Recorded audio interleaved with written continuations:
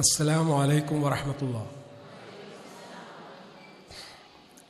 അൽഹംദുലില്ലാഹ് വസ്സലാത്തു വസ്സലാമു അലാ റസൂലില്ലാഹ് വഅലാ ആലിഹി വസ്ഹബിഹി അജ്മഈൻ. അമ്മാ ബഅദ്. ഏറെ സ്നേഹം നിറഞ്ഞ സഹോദരിമാരെ,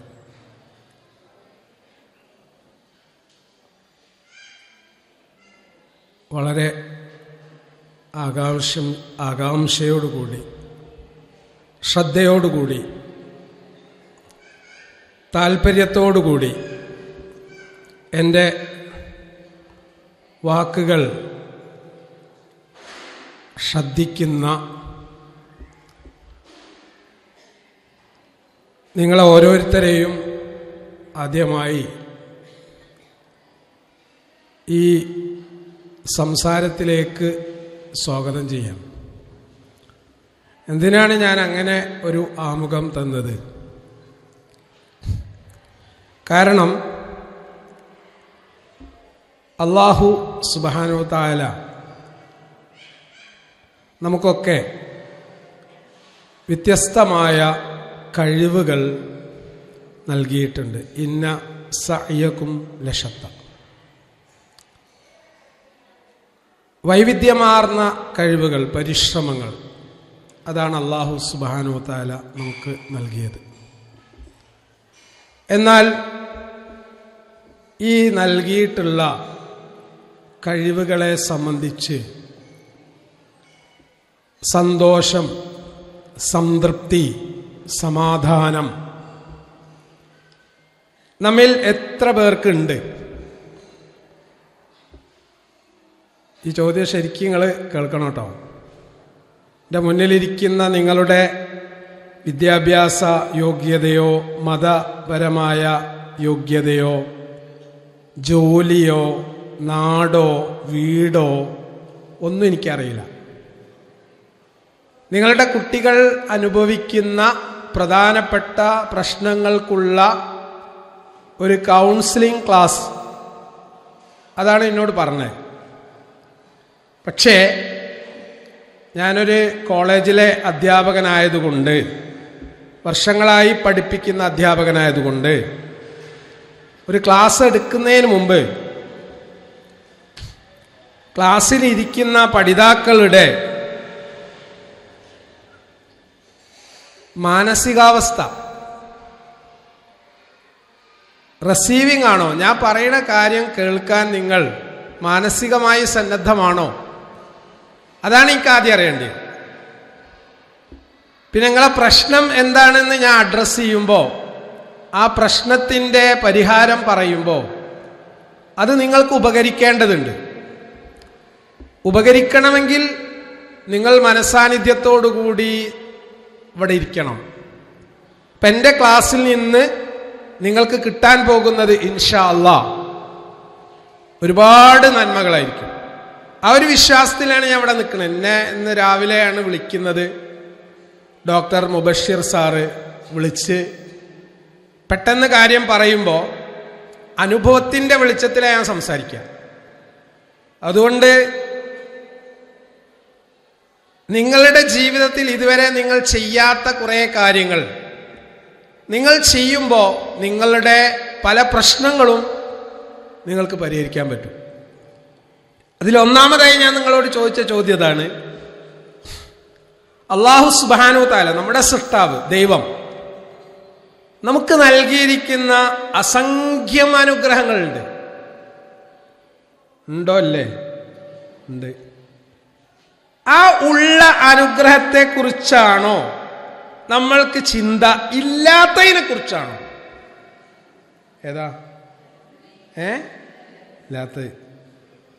എന്നാലും മൂപ്പരിട്ട ഷർട്ട് നോക്കിയാണ് നിങ്ങൾ, എന്തോ ഒരു ചൊറുക്കുള്ള. ഇങ്ക് അങ്ങനത്തെ ഒരു ഷർട്ടില്ലല്ലോ അല്ലേ? മൂപ്പര് വന്ന വാഹനം നോക്കി നിങ്ങൾ കാറിലാണ് വന്നത്. എനിക്ക് അങ്ങനത്തെ ഒരു കാറില്ലല്ലോ അല്ലേ? അതായത് നമ്മുടെ ഉള്ളിൻ്റെ ഉള്ളിൽ മനസ്സമാധാനം നഷ്ടപ്പെടുത്താൻ വേണ്ടി നിരന്തരം പരിശ്രമിക്കുന്ന ഒരു ശക്തിയെ, ഒരു സൃഷ്ടിയെ അള്ളാഹു നിയോഗിച്ചിട്ടുണ്ട്. അല്ലദീ ഖലഖൽ മൗത വൽ ഹയാത്ത് ലിയബ്ലുവകും അയ്യുകും അഹ്സനു അമലാ. സൂറത്തുൽ മുൽക്കിന്റെ 2ാമത്തെ ആയത്താണ്. മരണത്തെയും ജീവിതത്തെയും അള്ളാഹു സൃഷ്ടിച്ചിരിക്കുന്നത് നിങ്ങളിൽ നിന്ന് ആരാണ് ഏറ്റവും നല്ല പ്രവർത്തനങ്ങൾ കാഴ്ചവെക്കുന്നത് എന്ന് പരീക്ഷിക്കാൻ വേണ്ടി മാത്രമാണ്. അതായത് നമ്മുടെ ഈ ലൈഫിൻ്റെ, എൻ്റെ മോളോട് ഞാൻ പോരുമ്പോൾ ഞാൻ ഓളെ കൂട്ടിയിട്ടാണ് വരുന്നത്. മോൾക്ക് വലിയ സന്തോഷം ഈ ക്ലാസ്സിൽ വരാൻ. അപ്പം ഞാൻ ഒരു 2-3 മിനിറ്റ് ഓളോട് സംസാരിച്ചപ്പോൾ ഉപ്പ ഇന്ന് എന്താണ് ചെയ്യാൻ പോകുന്നത് എന്ന് ഒരു ബ്രീഫ് ഇൻട്രൊഡക്ഷൻ, ഒരാമുഖം ഞാൻ അവൾക്ക് കൊടുത്തത്. കാരണം ഇന്ന് നമുക്ക് നഷ്ടപ്പെട്ട സംഗതി എന്താണ്? പച്ചയായ ജീവിതമാണ് നഷ്ടപ്പെട്ടത്. കാപട്യമാണ് മനസ്സിൽ മുഴുവൻ പേറുന്നത്. ആളെ കാണിക്കാൻ വേണ്ടിയിട്ടാണ് നമ്മൾ ജീവിക്കുന്നത്. സ്വന്തത്തോട് ഇഷ്ടം നഷ്ടപ്പെടുന്ന മാനസികാവസ്ഥയാണ് നമുക്കുള്ളത്. അള്ളാഹു ചെയ്തു തന്ന അനുഗ്രഹത്തോട് നന്ദി കാണിക്കാൻ നമുക്ക് സാധിക്കാതെ വരുന്നു. ഇപ്പൊ ഇവിടെ വന്നിരിക്കുന്ന നിങ്ങളിൽ എത്ര പേർ നല്ല ആരോഗ്യത്തോടെയുണ്ടെന്ന് എനിക്കറിയാം. എന്നാലും ഞാൻ ചോദിക്കുകയാണ്, ഒരു ഡോക്ടറുടെ അടുത്ത് നമ്മൾ ചെല്ലുമ്പോൾ ആ ഡോക്ടർ നമ്മളെ പരിശോധിച്ചിട്ട് പറയാണ്, നിങ്ങളുടെ ഡേറ്റ് ഓഫ് ഡെത്ത് ഇന്ന ദിവസമാണ്, ഇന്ന ദിവസങ്ങൾ മരിക്കാൻ പോവാണ്, നിങ്ങളുടെ കിഡ്നി വീക്കാണ്, നിങ്ങളുടെ ഹാർട്ട് വീക്കാണ്, നിങ്ങളുടെ ശരീരത്തിൻ്റെ പല അവയവങ്ങൾക്കും ഡാമേജ്, തകരാറ് സംഭവിച്ചിട്ടുണ്ട് എന്ന് പറഞ്ഞാൽ എന്തായിരിക്കും സഹോദരിമാരെ നിങ്ങളുടെ മാനസികാവസ്ഥ? ഇങ്ങനെ പറയണോ? തീർന്നില്ലേ? ഇന്നലെ ഞാനൊരു ക്ലാസ്സിന് വേണ്ടി പോകുമ്പോൾ എന്നോടൊരു സഹോദരൻ പറയാണ്, ഒരാൾ ബസ്സിൽ നിന്ന് കുഴഞ്ഞു വീണ് മരിച്ചു, BM ഹോസ്പിറ്റലിലേക്ക് കൊണ്ടുവന്നിട്ടുണ്ട്. ഇത് ഇന്നലെ ഉണ്ടായ സംഭവമാണ്. ഇത്ര നൈമിഷികമായ ഒരു ജീവിതമാണ് നമുക്ക് അള്ള തന്നത്. പക്ഷെ നമ്മൾ കഴിഞ്ഞ കാലത്തെക്കുറിച്ച് ചിന്തിച്ച് കുറേ ഇല്ലാതാവുകയാണ് അല്ലേ? നമ്മളെ വലിയ വിഷയം എന്താ? ഇപ്പൊ ഭർത്താക്കന്മാര് നഷ്ടപ്പെട്ടവര് ചിന്തിക്കുന്നത്, എനിക്ക് നല്ലൊരു ഭർത്താവ് ഉണ്ടായിരുന്നു, നല്ല സ്നേഹമായിരുന്നു, അയാൾ പോയി. പരീക്ഷണാണ്. ഒരുപാട് സമ്പത്തുണ്ടായിരുന്നു, കച്ചവടം ഉണ്ടായിരുന്നു, എല്ലാം പെട്ടെന്ന് പാപ്പറായി. പരീക്ഷണാണ്. മനസ്സിലായുണ്ടോ? അപ്പൊ കഴിഞ്ഞ കാലത്തെക്കുറിച്ച് കുറേ നമ്മൾ ചിന്തിക്കും. ഇനി 2ാമത്തെ ചിന്ത എന്താ പറയുക? നിങ്ങൾ ഇപ്പൊ ഇവിടെ അങ്ങനെ ഇരിക്കുകയാണ്, മൂപ്പർക്ക് ഇങ്ങനെ ക്ലാസ് എടുത്താൽ മതി, നാളെ പൈരി വാങ്ങാൻ ഇപ്പം എന്താന്നുള്ളത് അത് ചിന്തിക്കാം അല്ലേ? ഇതിൻ്റെ സൗണ്ട് ഒന്ന് കുറച്ച് തന്നോ? അപ്പോൾ ഇതിൻ്റെ സൗണ്ട് അത്യാവശ്യം നല്ല സൗണ്ടാണ്, അതുകൊണ്ട് ഇത് വലിയ സൗണ്ടിൻ്റെ ആവശ്യമില്ല. അപ്പം ഞാൻ പറയണത്, നാളെ ഇപ്പം അരി ഉണ്ടോ, നാളെ അതുണ്ടോ ഇതുണ്ടോ, ഇതല്ല അപ്പം അധിക ചിന്ത ആവില്ലേ? ഒന്നും ചിന്തിക്കില്ലേ? ആയിക്കോട്ടെ, മാഷാ അല്ലാഹ്, മബ്റൂക്ക്. ഞാൻ പറയുന്നത് കുറേ ആളുകൾക്ക് ടെൻഷൻ ഫ്യൂച്ചർ എന്ന് പറഞ്ഞാൽ ഭാവി, നാളെ എന്താവും, മറ്റന്നാളെന്താവും, എൻ്റെ കുട്ടീനെ കെട്ടിക്കാൻ പറ്റുമോ, നല്ല പുയ്യാപ്പളനെ കിട്ടുമോ, അയാൾക്ക് സ്നേഹം ഉണ്ടാവുമോ, പെട്ടെന്ന് പുരയിൽ തിരിച്ചാക്കുമോ, ചിന്തയാണ് അല്ലേ?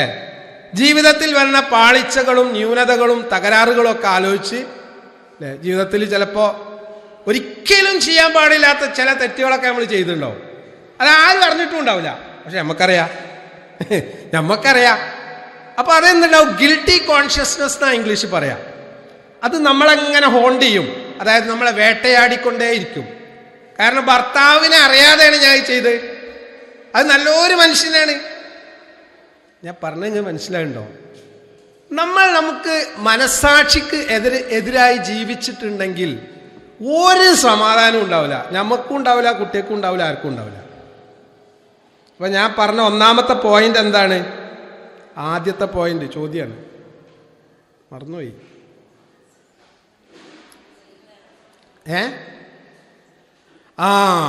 അല്ലാഹു സുബ്ഹാനഹു വ തആല നമുക്ക് നൽകിയിരിക്കുന്ന എല്ലാ അനുഗ്രഹങ്ങളും നമ്മൾ ആലോചിച്ചിട്ടുണ്ടെങ്കിൽ നമുക്ക് ടെൻഷൻ ഉണ്ടാവില്ല. ടെൻഷൻ എന്നുള്ളത് മനസ്സിൻ്റെ ഒരവസ്ഥയാണ്, ഒരു ഫീലിംഗ് ആണ്, ഒരു വികാരമാണ് അല്ലേ? നമ്മൾ ഫോക്കസ് ചെയ്യുന്ന എന്തിലാണ് അതാണ് നമുക്ക് സന്തോഷം തരിക. നമ്മളില്ലാത്ത കാര്യം ആലോചിച്ച് കുത്തിരിക്കണ്ട. ഇപ്പം ഞാൻ കൗൺസിലിംഗ് ചെയ്യുന്ന ആളാണ്. എൻ്റെ അടുത്ത് ചില കേസ് വരും, ചില കുട്ടികളൊക്കെ വരും. അപ്പം ആ കുട്ടികളോട് ഞാൻ ചോദിക്കും, നിന്റെ ശരീരത്തിന് നീ നൽകുന്ന വാല്യൂ അല്ലെങ്കിൽ വില എത്രയാണ്? അതായത് എത്ര വിലയാണ്, മൂല്യമാണ് നിനക്കുള്ളത്? എനിക്കിപ്പോൾ എനിക്കെന്ത് വിലയുള്ളത്? എനിക്കെന്ത് വിലയുള്ളത്? ഉമ്മേൻ്റെ അടുത്ത് എനിക്ക് വിലയില്ല, ബാപ്പൻ്റെ അടുത്തില്ല, ആരുടെ അടുത്തുമില്ല. അങ്ങനെ നിനക്കൊരു വിലല്ലേ? എൻ്റെ കിഡ്നി ഞാൻ എനിക്ക് 1 കോടി രൂപ തരാം. Are you ready to give your kidney? തരൂല. ഓക്കെ, നിന്റെ ഹൃദയം 5 കോടി തരാം. Are you ready to give? തരാൻ തയ്യാറാണോ? ഇല്ല. 2 കണ്ണുകൾ 10 കോടി തരാം, തരോ? ഇല്ല. ഓരോ ശരീരത്തിന്റെ അവയവത്തിന് ഞാൻ വില കെട്ടി. എത്ര? ഏകദേശം ഒരു 100 കോടി നിങ്ങൾ സങ്കല്പിച്ചോളി. ആ 100 കോടി എനിക്കടുത്ത് തരാം. നീ എനിക്ക് ഇങ്ങോട്ട് തരുമോ? ഇല്ല. നിങ്ങൾ റെഡിയാ? അല്ല, ആരും റെഡിയല്ല. അപ്പൊ ഈ ഇരിക്കണങ്ങളൊക്കെ എത്ര കോടിന്റെ വാല്യൂ ഉള്ളവരാ? നിങ്ങളൊന്ന് പറഞ്ഞേരി. ഏയ്, എത്ര വില ഉണ്ട് അള്ളാഹു നിങ്ങൾക്ക് തന്നിട്ടുണ്ടെന്ന്? മൂല്യല്ലേ? പക്ഷെ നമ്മൾക്ക് നമ്മളൊരു മൂല്യം കാണുന്നുണ്ടോ? ഉണ്ടോ അല്ലേ? ഇപ്പൊ ഡോക്ടർ മുബഷിർ സാർ എന്നെ വിളിച്ചപ്പോ ഞാൻ അങ്ങോട്ട് പായാനുള്ള കാരണം എന്താ? ഇന്ന് അദ്ദേഹം വിളിക്കുകയാണല്ലോ, ഇന്നെ അതിന് പറ്റുമെന്ന് തോന്നിയിട്ടാണല്ലോ അദ്ദേഹം എന്നെ വിളിക്കണേ. നിങ്ങൾക്ക് തരാൻ പറ്റുന്ന എന്തോ ഒരു കാര്യം എൻ്റെ കയ്യിൽ അള്ള എനിക്ക് തന്നിട്ടുണ്ടല്ലോ, അത് ഞാൻ തന്നിട്ടില്ലെങ്കിൽ നാളെ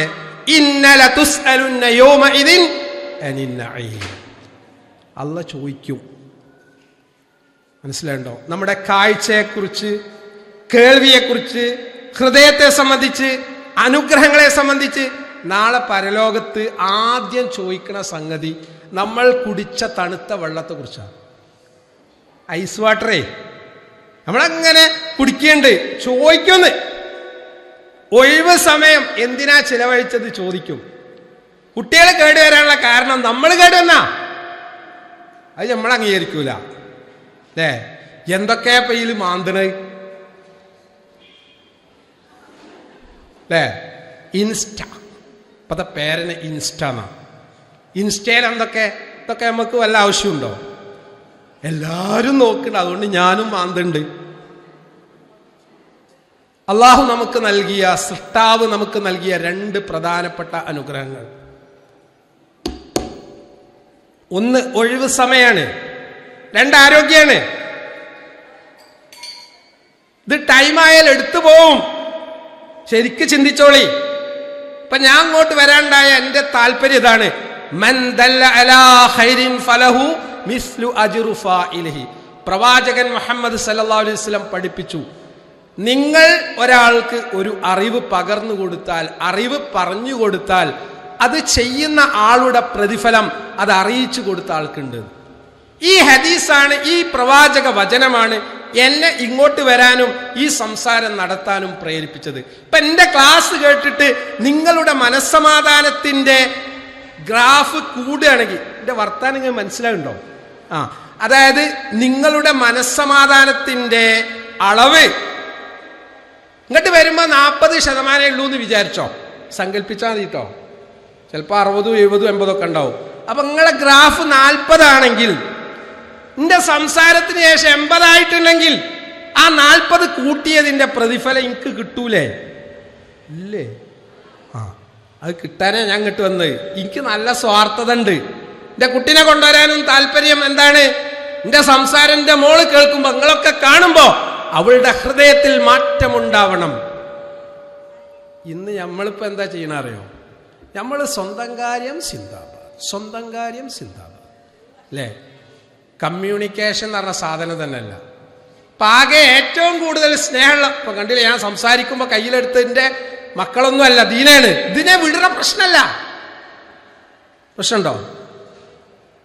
നമ്മൾ സംസാരിക്കലുണ്ടോ? സംസാരിക്കേണ്ട കാര്യമൊക്കെ. ഇപ്പൊ ഞാൻ ഇങ്ങോട്ട് പോരുമ്പോ ഒരു കേസ് ഡീൽ ചെയ്തിട്ടാ വന്ന, ഒരു ഭാര്യയും ഭർത്താവും തമ്മിലുള്ള പ്രശ്നത്തിൽ ഇടപെട്ടിട്ട്, ഇടപെട്ടിട്ടാ ഞാൻ വരുന്നത്. എന്താ ഒരു തമ്മിലുള്ള പ്രശ്നം? അദ്ദേഹത്തിന് ഒരു ബിൽഡിംഗ് വന്ന് വീണ് അദ്ദേഹത്തിന്റെ നട്ടെല്ലിന് ക്ഷതം സംഭവിച്ചു. ആ ഭർത്താവിന് വേണ്ട സകല ഖിദ്മത്തും എല്ലാ സർവീസും എല്ലാ സേവനവും ചെയ്തുകൊണ്ടിരിക്കുന്നത് ആ ഭാര്യയാണ്. പച്ചപ്പാവം ഒരു ഭാര്യ. കുടുംബത്തിൽ നിന്ന് അമ്മായിമ്മ അമ്മോശൻക പറയണ്ടല്ലോ, നിങ്ങൾക്ക് കാണുമ്പോൾ തന്നെ കേൾക്കുമ്പോൾ തന്നെ മനസ്സിലാവും എന്താ സംഭവം എന്ന് അല്ലേ? ആ കുത്ത് നന്നായി കിട്ടി, ജീവിതത്തിൽ ക്ഷമ അവലംബിച്ച് ഏകദേശം ഇങ്ങനെ നീർന്നു വരുന്ന സമയത്താണ് ഭർത്താവ് വീണത്. അതോടുകൂടി അവൾ മാനസികമായി തളർന്നു. ഇതിൻ്റെ ഇടയിലാണ് ഭർത്താവ് നിരന്തരം കുറ്റപ്പെടുത്തുന്നത്. ഈ കുറ്റപ്പെടുത്തുക എന്നുള്ളത് എന്താ ഉണ്ടാക്കുക? മനസ്സിന്റെ ആരോഗ്യത്തെ ഇല്ലാതാക്കും. മനസ്സിലാക്കണ്ടോ? അത് നമ്മൾ ചെയ്താലും ഇനി നിങ്ങളൊന്ന് ആലോചിച്ച് നോക്കി. നിങ്ങളെ സംസാരത്തിൽ ഏറ്റവും കൂടുതൽ വരാറുള്ളത് പോസിറ്റീവ് ടോക്കാണോ നെഗറ്റീവ് ടോക്കാണോ? അതിനൊരു നല്ല ഐഡിയ ഞാൻ പറഞ്ഞുതരാം. എന്താ ഐഡിയ അറിയോ? എല്ലാവരുടെ കയ്യിലും ഉണ്ടാവും. ഏതെങ്കിലും ഒരു മൊബൈൽ ഇല്ലാത്ത ആരും ഇവിടെ ഉണ്ടാവില്ല. രാവിലെ അത് ഓണാക്കിയിടുക, വൈകുന്നേരം ഓഫാക്കുക, എന്നിട്ട് റീപ്ലേ ചെയ്യുക. ഒന്ന് പ്ലേ ചെയ്ത് നോക്കുക എന്തൊക്കെ ഞാൻ പറഞ്ഞതിൽ പോസിറ്റീവ് എനർജി നൽകുന്ന, പോസിറ്റീവ് ഊർജം നൽകുന്ന നല്ല വർത്താനാണോ, കുറ്റപ്പെടുത്തുന്ന വിഷമിപ്പിക്കുന്ന, ഒരാളെ മൂലയിലിരുത്തുന്ന ടോക്സിക് ആയിട്ടുള്ള പോയിസണസ് ആയിട്ടുള്ള സംസാരമാണോ നമ്മൾ നടത്തിയത്? നമ്മൾ സ്വയം ഒന്ന് വിശകലനം നടത്തിയാൽ നമുക്ക് മനസ്സിലാവും. ഏറ്റവും കൂടുതൽ മലയാളികളായ ഞാനും നിങ്ങളും പറയുന്നത് എന്താണ്? പറയണ്ടല്ലോ, ഏതാ? പോസിറ്റീവോ നെഗറ്റീവോ? ഒന്നും വേണ്ട. അപ്പോൾ ഇവിടുന്ന് ഞാൻ ക്ലാസ്സൊക്കെ കഴിഞ്ഞ് പോകുമ്പോൾ എങ്ങനെ ഉണ്ടായിരുന്നു ക്ലാസ് അല്ലേ? അതിൻ്റെ നെഗറ്റീവ്സ് നമ്മൾ ഹൈലൈറ്റ് ചെയ്യും, പോസിറ്റീവ്സ് പറയാൻ മടിയാണ് നമുക്ക് അല്ലേ?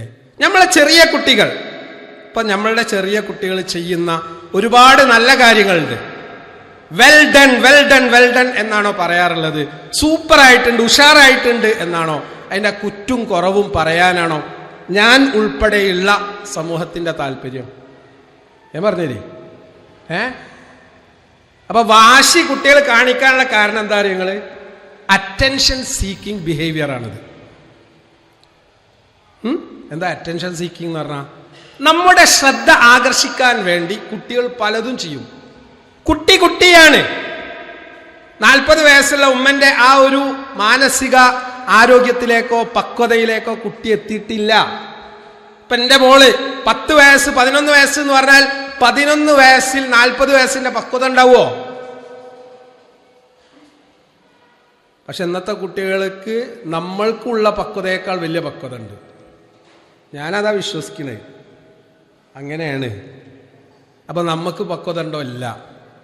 അപ്പോ നമ്മുടെ കുട്ടികൾക്ക് വാശിയുണ്ട്, എഡിക്ഷൻ ഉണ്ട്. എന്തായിരിക്കും അതിന്റെ പ്രധാനപ്പെട്ട കാരണം? ആർക്കാ മാറ്റം വേണ്ടേ? മാറ്റം എവിടെ വരണ്ടേ? നമ്മക്കാണ്, കുട്ടിക്കല്ല. ഞാൻ അനുഭവത്തിൽ നിന്നാ പറയണേ. കൗൺസിലിങ്ങിന് വേണ്ടിയിട്ട് ഫാമിലി കുട്ടികളായിട്ട് വരുമ്പോ പ്രശ്നം മുഴുവനായി കേൾക്കുമ്പോ ഈ കുട്ടിയുടെ പ്രശ്നത്തിന്റെ അടിസ്ഥാന കാരണം പാരൻസ് ആണ്. ഇപ്പൊ വാപ്പിയും ഉമ്മയും തമ്മിൽ എന്നും അടിപിടിയാണ്. ഈ ഫോട്ടോസ്റ്റാറ്റ് ആരെടുക്കും? നമ്മളെ കുട്ടികളെടുക്കും അല്ലേ? കോറലിംഗ് ചെയ്യുന്ന, കലഹിക്കുന്ന ഒരു സാഹചര്യം വീട്ടിലുണ്ടെങ്കിൽ കുട്ടിക്ക് മനസ്സമാധാനം ഉണ്ടാവുമോ? ഇപ്പൊ ക്ലെപ്റ്റോമാനിയ എന്ന് പറഞ്ഞ രോഗമുണ്ട്. മലയാളം പറഞ്ഞുതരാം. കളവ്, മോഷണം. പല വസ്തുക്കളും വീട്ടിലേക്ക് കുട്ടി അടിച്ചു മാറ്റി കൊണ്ടുവരും. പലയിടത്തുനിന്നും കുട്ടി പോലും അറിയില്ല കുട്ടി എടുത്തത്. പക്ഷെ സ്കൂളിൽ അറിയും, ഹോസ്റ്റലിൽ അറിയും. അവരൊന്ന് പരാതിപ്പെടും, നിങ്ങളെ കുട്ടി ഇന്ന കാര്യങ്ങളൊക്കെ എടുത്തു. യഥാർത്ഥത്തിൽ സാമ്പത്തികമായി ഉന്നത നിലവാരമുള്ള വീട്ടിലെ കുട്ടികൾ പോലും ഈ പണി ചെയ്യേണ്ടത് രോഗ. ഇപ്പൊ ഈ അടുത്ത് ഒരു പയ്യനെ കൗൺസിലിങ്ങിന് കൊണ്ടുവന്നു. ഞാൻ എൻ്റെ കേസ് സ്റ്റഡി പറയല്ല. എന്താ അവൻ ചെയ്ത തെറ്റെന്നറിയങ്ങള്? ഒരു പെണ്ണ് കുളിക്കുകയാണ് ബാത്റൂമില്, അയൽവാസിയാ. അവിടെ പോയിട്ട് ഒളിഞ്ഞു നോക്കി. വോയറിസം എന്നാ അതിന്റെ പേര്. പകൽ 1 മണിക്ക് നാട്ടുകാർ പിടിച്ചു, കൈകാര്യം ചെയ്തു. 16 വയസ്സാ കുട്ടിക്കുള്ളത്. സാധാരണ കൊണ്ടുപോവാ ജുവനൈൽ ഹോമിലേക്കാണ്, അതായത് മെയിൻ ജയിൽക്കല്ല. അപ്പൊ ഈ കുട്ടീന്റെ പ്രശ്നം എന്താന്നുള്ളത് പഠിക്കാതെ നാട്ടുകാരെല്ലാരും കൂടി കുട്ടീനെ കൈകാര്യം ചെയ്തിട്ട് വല്ല കാര്യമുണ്ടോ? 16 വയസ്സുള്ള ഒരു കുട്ടി, ഒരു ഉമ്മ കുളിക്കുന്നത് രഹസ്യമായി സ്വകാര്യമായി ഒളിഞ്ഞു നോക്കി എന്നുള്ളത് അവൻ ചെയ്ത തെറ്റ് തന്നെയാണ്. പക്ഷെ ആ തെറ്റിലേക്ക് ആ കുട്ടി പോകാനുള്ള കാരണം എന്താ? അത് നാട്ടുകാർക്ക് ആർക്കും അറിയില്ല. നാട്ടുകാർക്ക് ഇങ്ങനെയുള്ള ഒരു മോഷ്ടാവിന്റെയോ ഒളിഞ്ഞു നോക്കുന്നവന്റെ ഒക്കെ കേസ് കിട്ടിയ നമ്മുടെ എല്ലാം കൂടി എവിടെ കാണിക്കുക?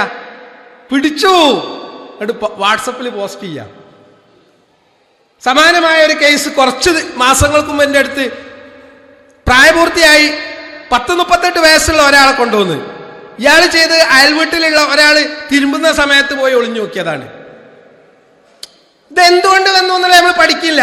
നമ്മള് മൂപ്പരങ്ങനെ ഒളിഞ്ഞു നോക്കിയോ, നമ്മള് നേരിട്ട് തന്നെ നോക്കുക, അതിന് കുഴപ്പമൊന്നുമില്ല. നമ്മൾ 24 മണിക്കൂർ അല്ലേ ഈ ഒളിഞ്ഞു നോക്കണ എന്തുകൊണ്ടാ? കിട്ടേണ്ടത് കിട്ടേണ്ട സമയത്ത് കിട്ടാത്തോണ്ട്. വിശപ്പ് നമുക്കുണ്ടാവും അല്ലേ? വിശപ്പിന് ആഹാരം വേണ്ടേ? വേണ്ട. അന്നിപ്പോ എല്ലാവരും ഒന്ന് ഉച്ചക്ക് ചോറൊന്നും വേണ്ട. ഇടക്കിടക്ക് വെള്ളം കുടിക്കും. എന്തിനാ? ദാഹം ഉണ്ടാവുമ്പോ. അതുപോലെ തന്നെ ഒരു ലൈംഗികമായ വികാരം അള്ളാഹു സുബ്ഹാനഹു വ തആല സൃഷ്ടാവ് നമ്മളെ മനസ്സിന് ശരീരത്തിൽ ഉണ്ടാക്കിയത്. അതാണ് സെക്സ്, ലൈംഗികത. അത് ഓപ്പണായ കാലഘട്ടത്തിലാണ് നമ്മൾ ജീവിക്കണേ. ഈ പ്രായത്തിലുള്ള കുട്ടികൾ നിരന്തരം തോണ്ടി തോണ്ടി തോണ്ടി കാണുന്നത് ഇത്തരം കാര്യങ്ങളാണ്, പോൺ സൈറ്റുകളാണ്. അപ്പൊ കുട്ടിന്റെ മനസ്സിൽ 13 വയസ്സിലും 12 വയസ്സിലും ഒക്കെ ഇത് തുടങ്ങും. അപ്പൊ അവൻക്ക് ക്യൂരിയോസിറ്റി ഉണ്ടാവും. എന്താ ക്യൂരിയോസിറ്റി എന്ന് പറഞ്ഞാൽ? ജിജ്ഞാസ, താല്പര്യം, അമിതമായ താല്പര്യം. ആൺകുട്ടിക്ക് പെൺകുട്ടിയോടും പെൺകുട്ടിക്ക് ആൺകുട്ടിയോടും അമിതമായ താല്പര്യം ഉണ്ടാവും. കാണാൻ, ഇരിക്കാൻ, സംസാരിക്കാൻ, സ്വകാര്യ സംഭാഷണം നടത്താൻ. ഈ പ്രായത്തിൽ ഉണ്ടാവുന്ന്. നിങ്ങൾക്ക് ഉണ്ടാവില്ല. നിങ്ങളെ പ്രായമൊക്കെ എവിടെ എത്തിന്ന് ഞാൻ പറഞ്ഞ മനസ്സിലാവുണ്ടോ? അപ്പൊ ആ കുട്ടിക്ക് ആ വികാരം ഉണ്ടാവാൻ പറ്റൂല ഞങ്ങൾ പറയണത്. ആ വികാരം ഉണ്ടാവും. അള്ളാഹ് അങ്ങനെ സൃഷ്ടിച്ചേ. പക്ഷെ അത് കൺട്രോൾ ചെയ്യണം, അത് ട്രെയിൻ ചെയ്യണം, അത് പറഞ്ഞു കൊടുക്കണം, കറക്റ്റ് ചെയ്യണം. ഈ ഡ്യൂട്ടി നമുക്കുണ്ട്, അധ്യാപകർക്കുണ്ട്, മാതാപിതാക്കൾക്കുണ്ട്, നാട്ടുകാർക്കുണ്ട്. ഇതിനുള്ള പണിയൊന്നും നമ്മൾ ചെയ്യൂല. നമ്മൾ ഖുർആൻ ക്ലാസ് നടത്തിയാൽ മതി. ഖുർആൻ ക്ലാസിനോടൊപ്പം മനുഷ്യൻ അനുഭവിക്കുന്ന ഇത്തരം പ്രശ്നങ്ങൾ സ്വകാര്യമായ കൗൺസിലിംഗ് കൊടുക്കേണ്ട കൗൺസിലിംഗ് കൊടുക്കണം. അല്ലെങ്കിൽ ഇത് കറക്റ്റ് ചെയ്യാൻ പറ്റൂല. നമ്മളെ കുട്ടികൾ പഠന പ്രശ്നങ്ങൾ അനുഭവിക്കും. ഒരു ഉദാഹരണം, സ്കൂൾക്ക് പോകാൻ കുട്ടിക്ക് തീരെ താല്പര്യമല്ല. കാരണം അവിടെ പഠിപ്പിക്കുന്ന അധ്യാപകർക്ക് ലെവലില്ല. ലെവലില്ല എന്നുള്ള വിവരം പറഞ്ഞിട്ടുണ്ടെങ്കിൽ കുട്ടീനെ എല്ലാവരും കൂടി തച്ചുള്ളൂ. മാഷക്ക് ലെവലില്ലാന്നോ? അനക്ക ലെവലില്ലാത്ത. ഇനി നമ്മൾ മനസ്സിലാക്കേണ്ടത് എല്ലാവർക്കും ലെവലുണ്ടെന്ന് നമ്മൾ വിശ്വസിക്കേണ്ട. കുട്ടി ഒരു കാര്യം സത്യസന്ധമായി പറയുമ്പോൾ കുട്ടിയെ തുറന്ന് കേൾക്കാൻ, സാന്ത്വനിപ്പിക്കാൻ, കുട്ടിയോട് ചേർന്ന് നിൽക്കാൻ നമ്മൾ തയ്യാറായിട്ടുണ്ടെങ്കിൽ കുട്ടികൾക്ക് നമ്മളോട് നല്ല കമ്മ്യൂണിക്കേഷൻ ഉണ്ടാവും. ഉദാഹരണം ഇപ്പം എൻ്റെ മോളെ കുറിച്ച് ഞാൻ പറഞ്ഞു. ഓളവിടെ ഇരിക്കുന്നുണ്ട്. ഓളെ ഇടയ്ക്കേ പോവുള്ളൂ സ്കൂളിൽ. അത്രയൊക്കെ പോയാൽ മതി എന്നാ ഞാൻ പറഞ്ഞു. അത്ര പോയാൽ മതി. ആരെപ്പം എന്നോട് നിർബന്ധിച്ചു പോകാൻ പറഞ്ഞു? എന്താണ്? സ്കൂളിൽ കിട്ടുന്ന കാര്യങ്ങൾ ക്വാളിറ്റി ഉള്ളതല്ല എന്ന് കുട്ടിക്ക് ഫീൽ ചെയ്യുന്നു. അതിനുള്ള പരിഹാരം നടത്താൻ വിദ്യാഭ്യാസ സ്ഥാപനത്തിലുള്ള അധ്യാപകരോ മാനേജ്മെന്റോ തയ്യാറല്ലാതിരിക്കുന്നു. സ്വാഭാവികമായി സ്കൂളിൽ പോയ കുട്ടി കേടുവരുമോ നന്നാവും. നിങ്ങൾ പറഞ്ഞുതരും. ചിലതൊക്കെ നിങ്ങൾക്ക് മുണ്ടാൻ മടിയുണ്ടാവും അല്ലേ? അള്ളാഹുവിന്റെ പ്രവാചകൻ സല്ലല്ലാഹു അലൈഹി വസല്ലം പഠിപ്പിച്ചു, അൽ മർഉ അലാ ദീനി ഖലീലിഹി. ഒരു വ്യക്തി അയാളുടെ സുഹൃത്തിന്റെ മാർഗത്തിലാണ്. ക്ലാസ്മേറ്റ്സ് ആയി ഉള്ള കുട്ടികൾ നല്ലൊരു ശതമാനം ചീത്തയായിട്ടുള്ള കാര്യങ്ങൾ കാണുന്ന, അതിനെ പ്രോത്സാഹിപ്പിക്കുന്ന, അത്തരം കാര്യങ്ങൾ ചർച്ച ചെയ്യുന്ന ക്ലാസ്മേറ്റ്സ് ആണ് ക്ലാസ്സിലുള്ളതെങ്കിൽ എന്താണ് ആ ക്ലാസ്സിൽ ഉണ്ടാവുക? പറഞ്ഞേരി. മോശപ്പെട്ട ചർച്ച, മോശപ്പെട്ട കാര്യങ്ങൾ. വീട്ടിൽ നിന്ന് നമ്മൾ തർബിയത്ത് ചെയ്തിട്ട് നല്ല കാര്യങ്ങൾ കുട്ടിക്ക് പറഞ്ഞു കൊടുക്കുന്നു. അതിന് നേരെ ഓപ്പോസിറ്റ് സ്കൂൾ ക്ലാസ്സിൽ നിന്ന് കുട്ടി കാണാനും കേൾക്കാനും ഇടവരുന്നു. അപ്പൊ കുട്ടി കോൺഫ്ലിക്റ്റിലേക്ക് വരും. എന്താ കോൺഫ്ലിക്റ്റ് പറഞ്ഞാൽ? സംഘർഷം. am I right? ഞാൻ പറഞ്ഞ മനസ്സിലാവുണ്ടോ? അതായത് നമുക്ക് മനസ്സമാധാനം കിട്ടാനാണ് നിസ്കരിക്കുന്നത്, നമ്മൾ സ്കൂളിൽ പോകുന്നത്, പഠിക്കുന്നത്, വിദ്യ അഭ്യസിക്കുന്നത്. ഇതൊന്നും അതിൽ നിന്ന് കിട്ടിയില്ലെങ്കിൽ പിന്നെന്തിനാ? അപ്പൊ നമ്മൾ മനസ്സിലാക്കേണ്ടത് നമ്മുടെ കുട്ടികൾ അനുഭവിക്കുന്ന സംഘർഷങ്ങൾ എന്താണ്? അതൊന്ന് അടുത്തിരുത്തി അയറ്റിനോട് വർത്താനം പറഞ്ഞ അയറ്റ പറയും. അത് കയറി വരുമ്പോഴേക്കന്നെ ഒറ്റ ചാട്ട. കാരണം നമ്മൾ ഫിനാൻഷ്യൽ ക്രൈസിസ് ഉണ്ടാവും, സാമ്പത്തികമായ പ്രതിസന്ധി അല്ലേ? ഇത് ഒപ്പിക്കണ്ടേ? ഇന്നത്തെ കാലത്ത് പൈസ ഒപ്പിക്കാൻ നമ്മൾ പാടുപെടുന്ന സമയത്താവും കുട്ടി സംശയം ചോദിച്ചു വരിക. എന്തിനാ ചാടിയെന്നുള്ള കുട്ടിക്കറിയോ അല്ലേ? അപ്പൊ കുട്ടിയുടെ വികാരങ്ങൾ പ്രകടിപ്പിക്കാനുള്ള ഏറ്റവും നല്ല സ്ഥലം വീടാണ്. ആ വീട്ടിലെത്തുമ്പോ ടെൻഷൻ ബാങ്കാണ് വീട്. ഞാൻ പറഞ്ഞ മനസ്സിലാവുണ്ടോ? അതായത് എൻ്റെ ഭാരം ഒക്കെ ഞാനൊന്ന് ഇറക്കി വെക്കാൻ എൻ്റെ ഭാര്യൻ്റെ അടുത്ത് എത്തുമ്പോ ഭാര്യ അതിനേക്കാളും വലിയ പ്രയാസങ്ങൾ എന്നോട് നിരത്തുകയാണെങ്കിൽ ആ ഭാര്യനോട് പിന്നെ ഞാൻ എന്തെങ്കിലും പറയൂലേ? പറയില്ല. അതാ ഇവിടുത്തെ പ്രശ്നം. അപ്പൊ നമ്മൾ മനസ്സിലാക്കേണ്ടത് വാശി കുട്ടിക്ക് ഉണ്ടാവും. ആ വാശിയുള്ള കുട്ടികളെ പോറ്റാന്നുള്ളത് നമ്മുടെ ഡ്യൂട്ടിയാണ്. അതിനാ സ്വർഗം. നേരത്തെ ഇവിടെ അബ്ദുൽ മജീദ് സലഫി കോപം എങ്ങനെ നിയന്ത്രിക്കാന്ന് നിങ്ങളോട് പറഞ്ഞു തന്നില്ലേ? പറഞ്ഞു തന്നോ? എന്താ ആദ്യത്തെ റെമഡി പറഞ്ഞ? ഈ ഇസ്ലാമികമായിട്ടുള്ള റെമഡിയാ, പരിഹാരമാണ്. അഊദു ബില്ലാഹി മിനശ് ശൈത്വാനിർ റജീം. അത് ചൊല്ല്. 1. 2 നിൽക്കുകയാണെങ്കിൽ ഇരിക്കുകയാണെങ്കിൽ കിടക്കുക അല്ലേ? പറഞ്ഞു തന്നില്ലേ? 3 എന്താണ്? വുളു എടുക്കുക. 4 2 റക്അത്ത് നിസ്കരിക്കുക അല്ലേ? ഇപ്പൊ ഈ 4 സംഗതി പറയാൻ നല്ല എളുപ്പാ. ദേഷ്യം വരുമ്പോ വുളു എടുക്കാൻ തോന്നുമോ? തോന്നുവോ? അപ്പൊ ആദ്യം കിട്ടേണ്ട വേറെ ചില സംഗതി ഉണ്ട്. ഇനി ഞാൻ പറഞ്ഞുതരാം. എൻ്റെ സമയം അദ്ദേഹം വന്നുകൊണ്ട് അവസാനിക്കാൻ പോവാണ്. ശരിക്കൊന്ന് കേട്ടോളി. നല്ലൊരു പോയിന്റാണ് ഞാൻ പറയാൻ പോണേ. ഉറങ്ങില്ലല്ലോ? അതായത് ഞമ്മക്ക് നമ്മളോട് സ്നേഹം ഉണ്ടോ അല്ലേ? ഇല്ല. ഞാൻ ഇപ്പൊ നേരത്തെ ഒരു ഉദാഹരണം പറഞ്ഞില്ലേ? മരിക്കുന്ന സമയം ഇന്ന സമയത്ത് ഇന്ന ഡേറ്റിനാണെന്ന് പറഞ്ഞാൽ ഞങ്ങള് ബേജാറായില്ലേ? ജീവിക്കാനുള്ള പൂതി എല്ലാവർക്കും ഇല്ലേ? ഉണ്ട്. അപ്പൊ ജീവിതത്തോട് സ്നേഹമുള്ള നമ്മൾ മനസ്സിലാക്കിക്കോളി. ഒരാളോട് പക ശരിക്കും മനസ്സിലാക്കിയേ. ഇതൊക്കെ ഞാൻ ബഡായി അടിക്കുന്നല്ല, ശാസ്ത്രീയമായ പഠനങ്ങളുടെ റിസൾട്ടാ പറയുന്നത്. ഒരാളോട് പക, വിദ്വേഷം, കുശുമ്പ്, ഈർഷ്യം, അസൂയ, ഇതൊക്കെ അല്ലാത്ത ഹോൾസെയിലായിട്ട് നമ്മളെടുത്ത് അതേ ഉള്ളൂ. ഏത്? കണ്ടില്ലേ മൂപ്പര കാറ്, മൂപ്പര കുട്ടി അല്ലേ? ഇത് രോഗ. ഈ രോഗം പേറി നമ്മൾ നടക്കുമ്പോ നമ്മൾ രോഗിയാണ്. പറഞ്ഞ മനസ്സിലായില്ല? ഇപ്പോ ബാക്ക് പെയിൻ, ഹെഡ് ഏക്ക്, സ്റ്റൊമക്ക് ഏക്ക്, മെഡിക്കൽ ഷോപ്പിൽ എന്താ തിരക്ക്. ഈ രോഗം പേറിയ നമ്മൾ നടക്കുന്നേ. അള്ളാഹുവിന്റെ പ്രവാചകൻ സല്ലല്ലാഹു അലൈഹി വസല്ലം നമ്മെ പഠിപ്പിച്ചു. വിശുദ്ധ ഖുർആൻ പഠിപ്പിക്കുന്നു, റബ്ബനാ ലാ തജ്അൽ ഫീ ഖുലൂബിനാ ഗില്ലൽ ലില്ലദീന ആമനൂ റബ്ബനാ ഇന്നക റഊഫുർ റഹീം. ഹൃദയത്തിന്റെ ഉള്ളിൽ ഒരാളോടും പക, വിദ്വേഷം, ഗില്ല് ഉണ്ടാവരുത് എന്ന്. ഫോർഗിവ്നെസ് എന്നതിന് പറയാം. അയൽവാസി മാപ്പ് കൊടുക്കുക. നിങ്ങളെ ഏറ്റവും കൂടുതൽ ഉപദ്രവിക്കുന്ന ചില ആളുകൾ ഉണ്ടാവും. പൊന്നുപോലെ അമ്മനെ നോക്കുന്നുണ്ടാവും, അമ്മായിമ്മനെ നോക്കുന്നുണ്ടാവും. എന്നാലും ആ അമ്മായിമ്മ കുറ്റം മാത്രമേ പറയുള്ളൂ. അത് നിങ്ങൾ തന്നെയാണ് വിഭാഗം, ഞങ്ങളല്ല. സത്യല്ലേ? ഇതൊക്കെ ഞാൻ കൗൺസിലിംഗ് കേസ് ചെയ്യണോണ്ടാട്ടോ ഈ പറയുന്നത്.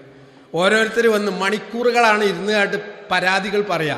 ഈ പരാതി പറഞ്ഞിട്ട് എന്തെങ്കിലും അത് പരിഹരിക്കുവോ? ആ അമ്മായിമ്മ മാറാൻ പോകുന്നുണ്ടോ? നിങ്ങൾ അമ്മായിമ്മന്റെ കുറ്റം നമ്പർ 1, നമ്പർ 2, നമ്പർ 3, 100 കുറ്റം അമ്മായിമ്മ. 100 മാർക്ക്. ആ അമ്മായിമ്മ മാറുവോ? അമ്മായിമ്മനെ മരിക്കണവരെ ഞങ്ങൾ മാറ്റാൻ ശ്രമിച്ചിട്ടും she is not going to change. മാറുവോ? ഉറപ്പല്ലേ? അപ്പൊ ഏറ്റവും എളുപ്പം ഏതാ? നമ്മൾ മാറി നമ്മൾ രക്ഷപ്പെട്ട്.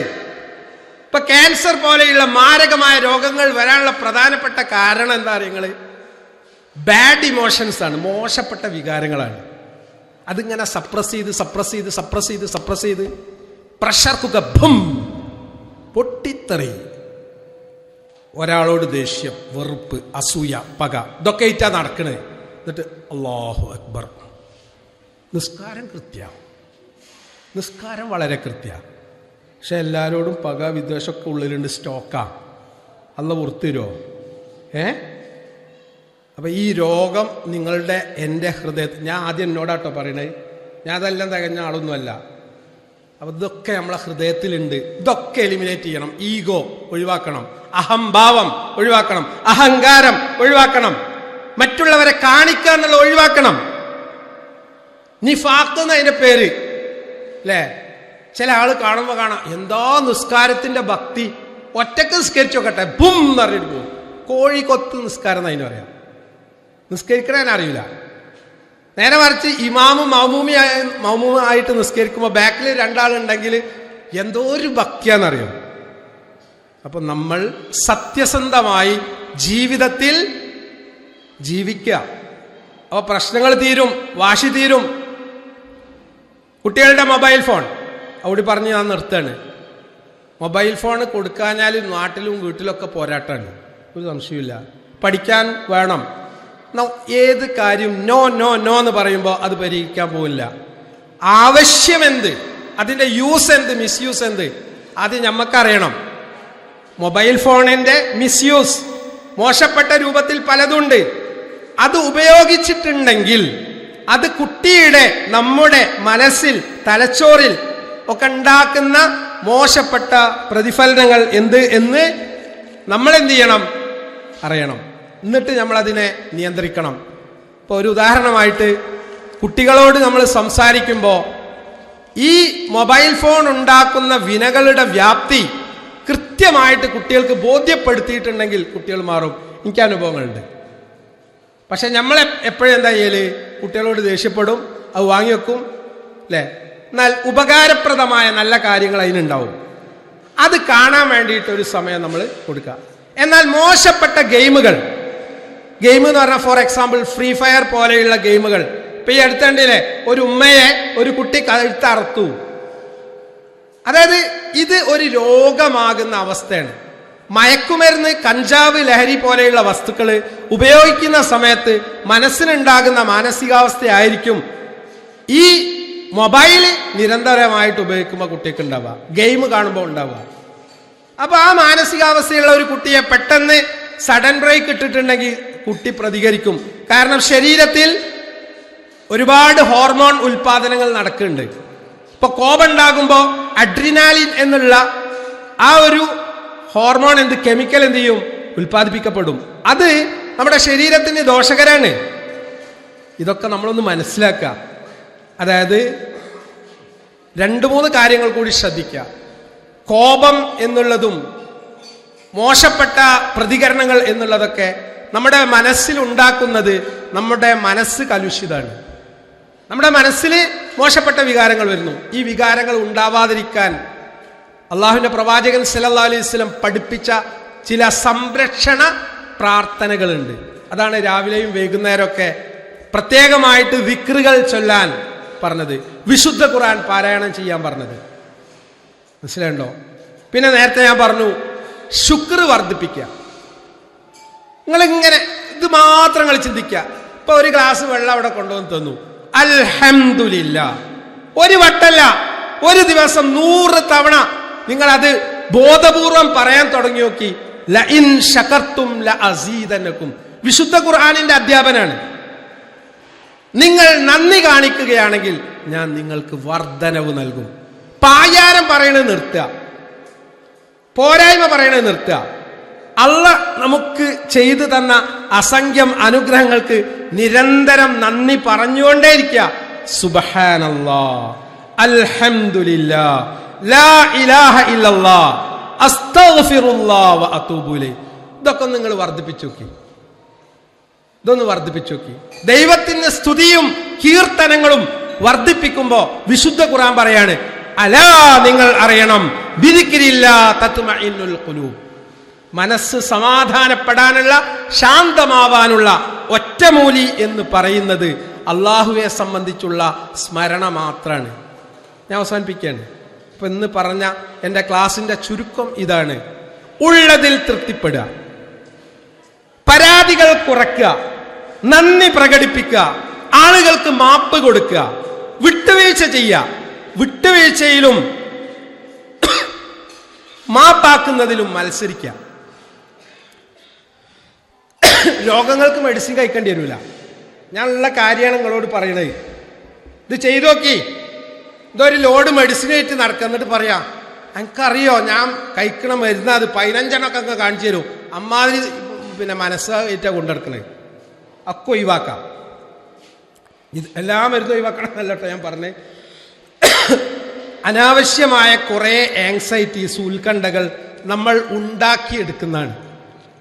അതുകൊണ്ട് നന്ദിയുള്ള ഹൃദയം അല്ലേ സംസ്കരിക്കേണ്ടത് മനസ്സാണ്. മനസ്സ് സംസ്കരിച്ചോ, ഹൃദയം സംസ്കരിക്കപ്പെട്ടോ, അയാൾ നന്നായി. അതിനുള്ളിൽ കാപട്യം അത് ഉണ്ടാവാതിരിക്കുക എങ്കിൽ ഇൻഷാ അല്ലാഹ് അള്ളാഹു നമ്മുടെ ജീവിതം ധന്യമാക്കും. സംസാരത്തിൽ നിങ്ങൾ ചോദിച്ച എല്ലാ ചോദ്യത്തിനും കൃത്യമായിട്ട് മറുപടി പറയാൻ എനിക്ക് സാധിച്ചു എന്ന് എനിക്കറിയില്ല. എന്നാലും പരിമിതമായ സമയം കൊണ്ട് നിങ്ങളിലേക്ക് ചില തിരിച്ചറിവുകൾ നൽകാൻ എൻ്റെ സംസാരത്തിന് സാധിച്ചിട്ടുണ്ടെങ്കിൽ നിങ്ങൾ ദുആ ചെയ്യണം. നമ്മുടെ കാര്യം, കാരണം നിങ്ങൾ പ്രാർത്ഥിക്കുമ്പോൾ ആ പ്രാർത്ഥന അല്ലാഹ് പെട്ടെന്ന് സ്വീകരിക്കും. മനസ്സിലാവുണ്ടോ? നിങ്ങൾക്കതറിയോ? അത് കിട്ടാനേ വന്നത്. അതുകൊണ്ട് നിങ്ങൾ നമുക്ക് വേണ്ടി ദുആ ചെയ്യുക. അല്ലാഹു സുബ്ഹാനഹു തആല നമ്മുടെ സതുദ്ദേശങ്ങൾ പൂർത്തീകരിച്ചു തരട്ടെ. സമാധാനത്തോടുകൂടി ജന്നാത്തുൽ ഫിർദൗസിൽ മരണത്തിന് ശേഷമുള്ള ജീവിതത്തിൽ ഒരുമിച്ച് കൂടാനുള്ള മഹാഭാഗ്യം അള്ളാഹു നമുക്കൊക്കെ പ്രദാനം ചെയ്യുമാറാവട്ടെ. റബ്ബനാ തഖബ്ബൽ മിന്നാ ഇന്നക അൻതസ് സമീഉൽ അലീം വതുബ് അലൈനാ ഇന്നക അൻതത് തവ്വാബുർ റഹീം വസല്ലല്ലാഹു അലാ മുഹമ്മദിൻ വഅലാ ആലിഹി വഅസ്ഹാബിഹി അജ്മഈൻ. അസ്സലാമു അലൈക്കും വറഹ്മത്തുള്ളാഹി.